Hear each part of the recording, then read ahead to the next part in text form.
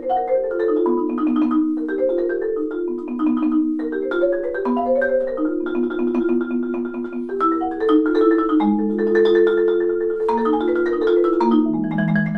new concerto for percussion and orchestra, written for Colin Currie, is a piece which is in one continuous movement but in three main sections.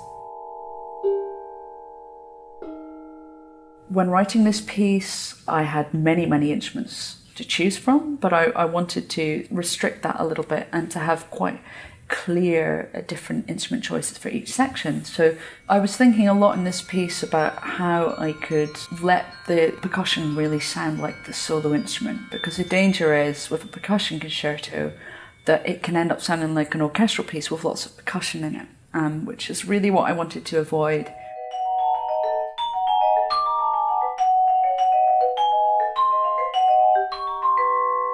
But quite early on, I knew that I wanted it to be about pitched instruments, mainly.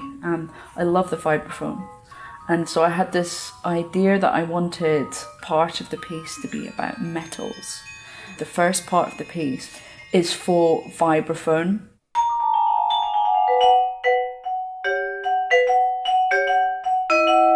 It has quite an extended cadenza passage, but the cadenza is for glockenspiel and crotales mixed up. So it's very resonant, and it's very bright and very high as well.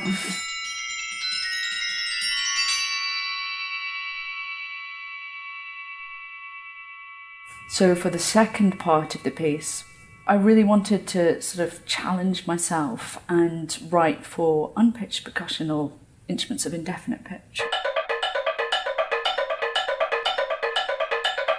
That music is alternated with something much brighter. So this is when I use a marimba for the first time. And then when you get to the third movement, the marimba really just takes over, and he's using the whole range in a very virtuosic way.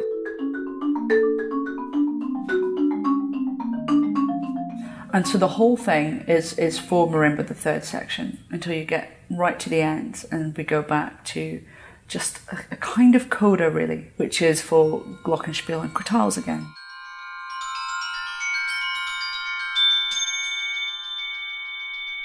The idea of this piece is that it's kind of flickering to life, and it takes a while to get going. It keeps starting, and then these different worlds will open out, and eventually it becomes fully formed.